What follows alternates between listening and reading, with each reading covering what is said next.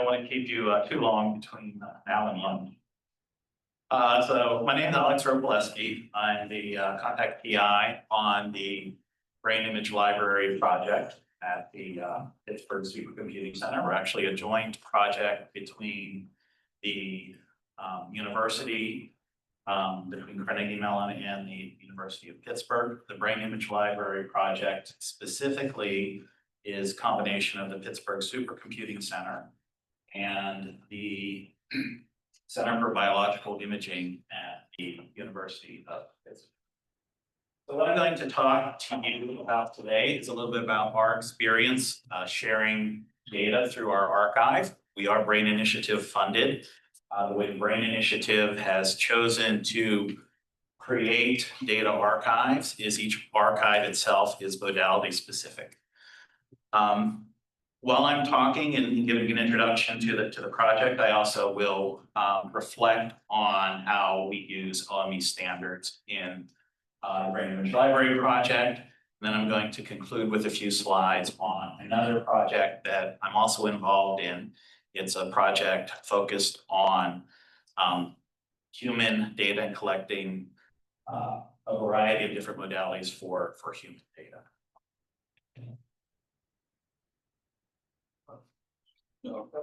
Not again.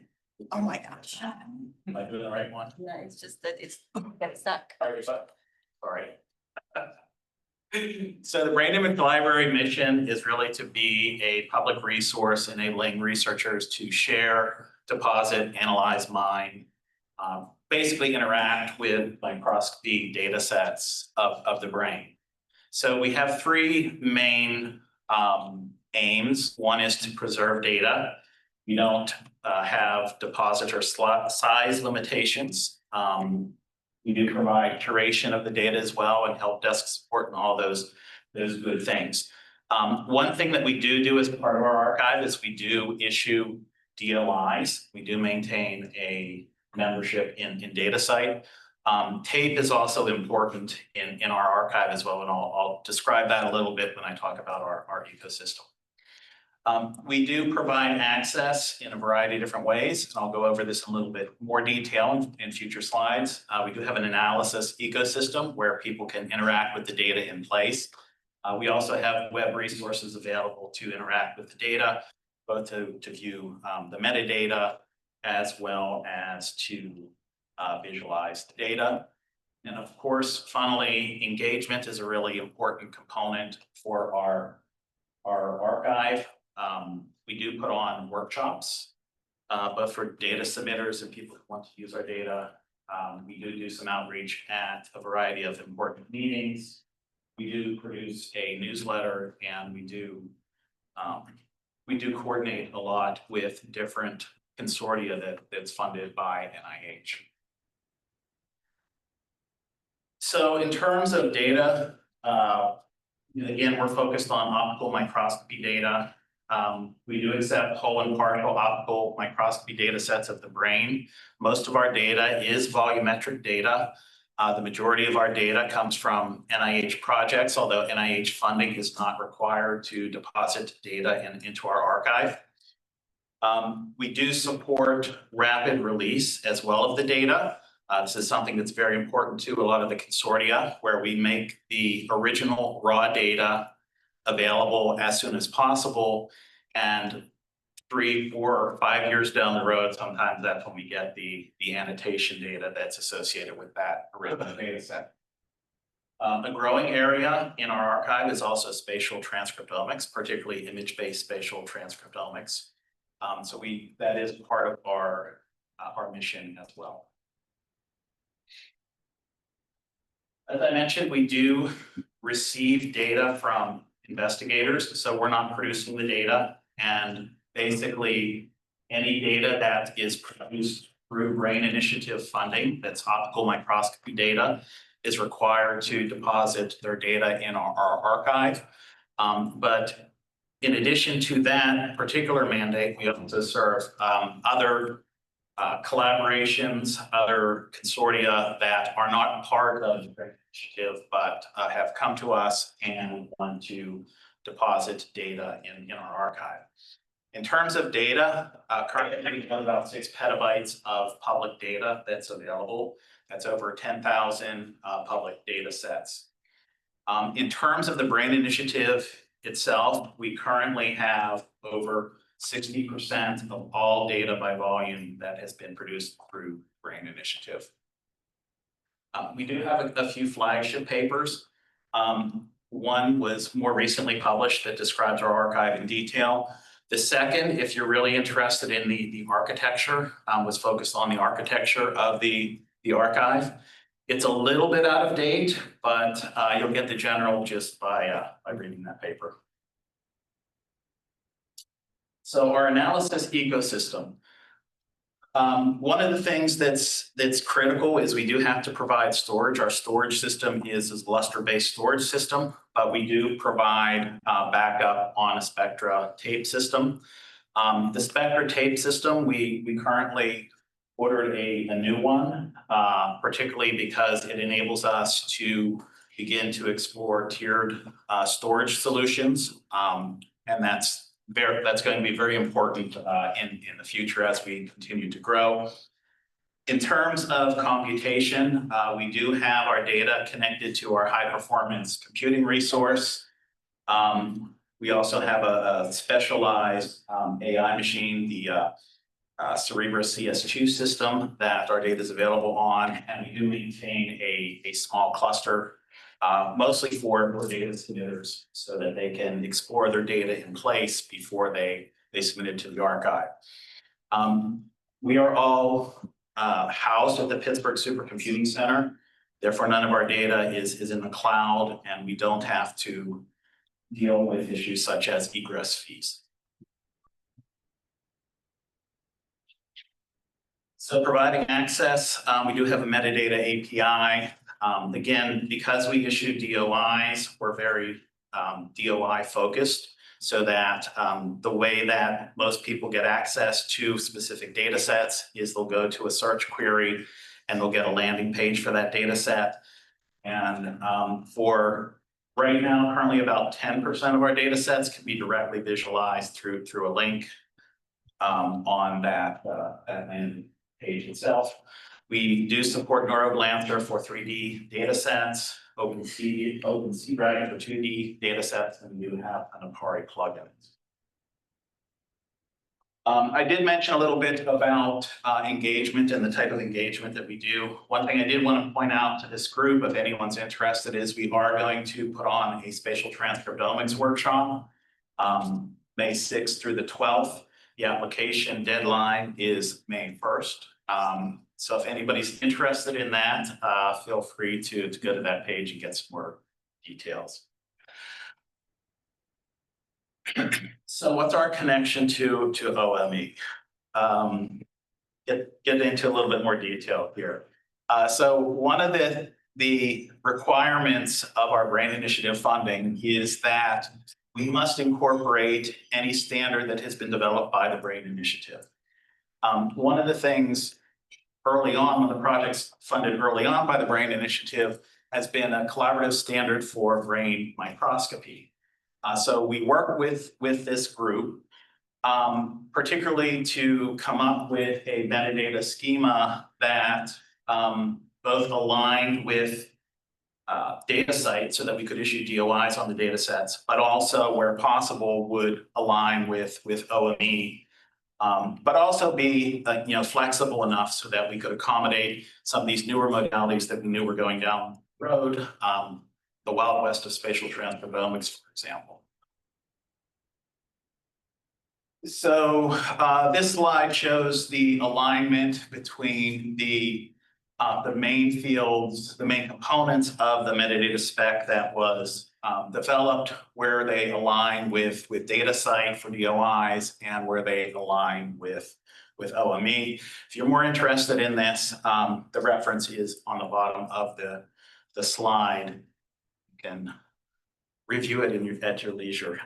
Like I mentioned, it doesn't cover everything, but it's a fairly robust set of metadata for imaging data. We do also have an issue. I guess everybody has the issue of data storage, and data storage is not unlimited. One of the things that we can't do at our archive is we can't store multiple copies of the data. You can imagine 6 petabytes of public data means we have on the order of 12 petabytes of data that people are working on that they want to submit to us. So it's very important that we both preserve the original format that people submit the data, as well as be able to serve that data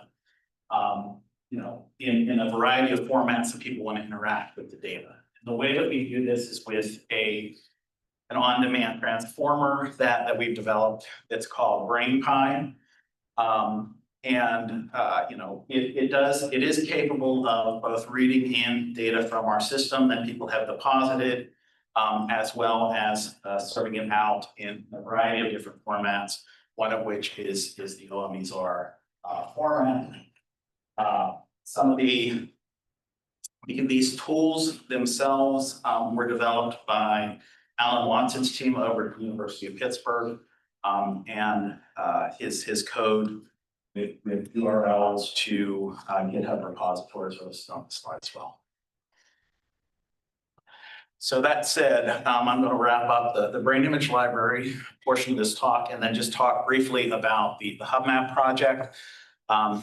You'll notice there's a lot of people on here. I did not list our advisory committee, of which we are happy to have Jason appreciate his work on that advisory committee. I should point out though that because this is NIH funded, you're seeing a lot of people on the screen, but as we all know that it's really not a whole lot of FTEs. We're about 3 FTEs between everybody that's on the project, and that includes people to maintain the systems behind the scenes that some folks don't. If you're dealing with the cloud infrastructure, you don't necessarily need to have that level of support at the systems level. So now I'd like to move on to HubMap. So the HubMap project, again, it's funded by the NIH Common Fund. It's dedicated towards mapping the human body at single cell level resolution. There are contributors to the project, data producers contribute to the project, but you have to be a member of the consortia, the HubMap consortia, to contribute your data. That's one of the differences between HubMap and BIL. The BIL project, we can accept data as long as it is of interest to the BRAIN initiative, whereas HubMap is more focused on an internal set of users. One of the things that HubMap does that BIL doesn't do is HubMap is very broad in terms of assays, whereas we're more narrow and we're focused on optical microscopy. There is image data in HubMap. It's not that much, but it's not enough. I think all of the public data in this project is about 300 terabytes. So how does this project use OME? They use it principally for image delivery. What the consortium decided to focus on is OME TIFF, particularly field, so that the raw data would be converted to OME TIFF in a pyramidal format, so it could be served out over the web. So that's all I wanted to say about the HubMap project. Again, there's lots of people involved in HubMap compared to the BIL project. This is a picture from the meeting a few years ago in San Diego. Somewhere in there, you'll find my picture. I believe Jason may be in there too somewhere. I'd like to thank you.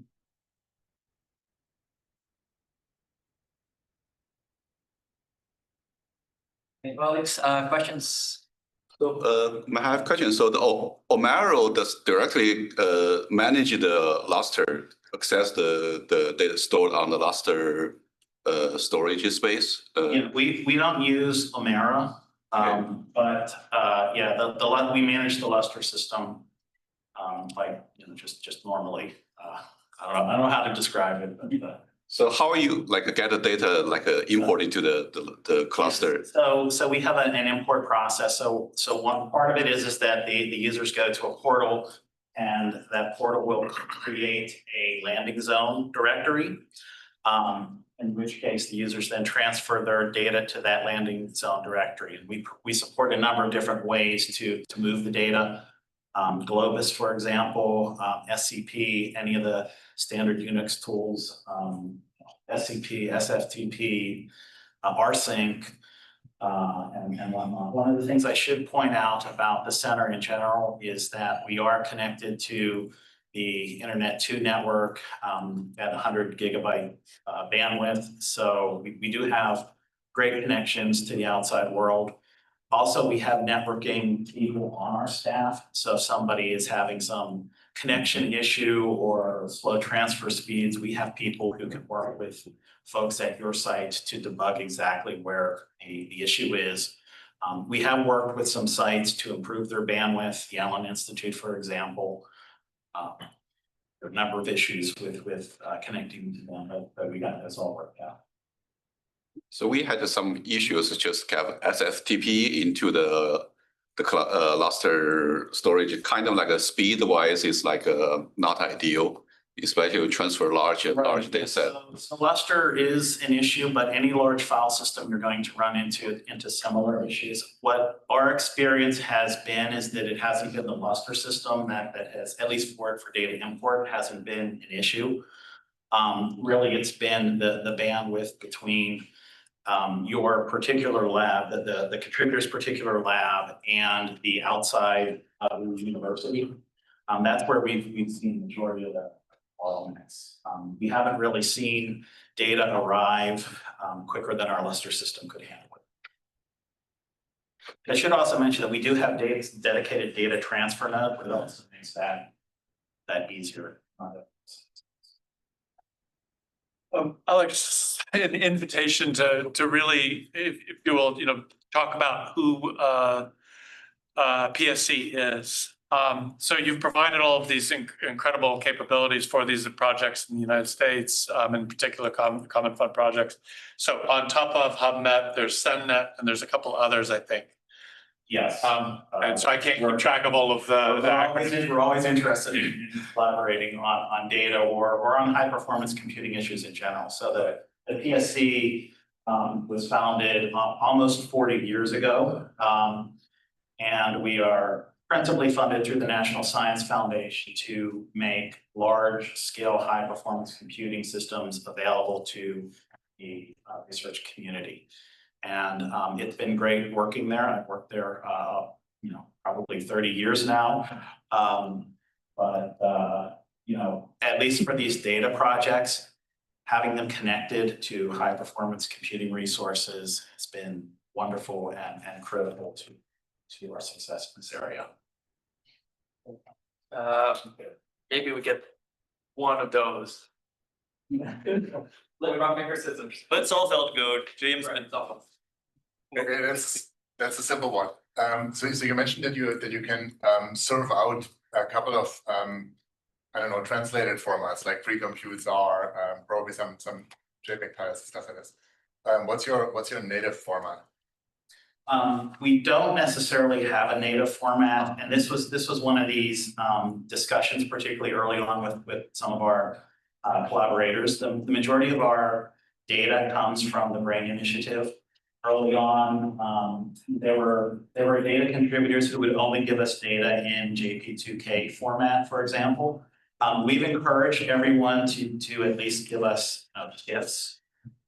We tried OME TIFF, but there was pushback on having data provided in OME TIFF format when it first got started. So we do support those formats. We do encourage everyone to talk to us about the format, but again, we're a broad archive, and there are some formats out there that we can accept. For example, I believe it's a Morris format. We can accept the data in there and serve it directly through BrainPi. So there are some commercial formats that we support, but we definitely prefer open formats and formats that are not glossy compressed.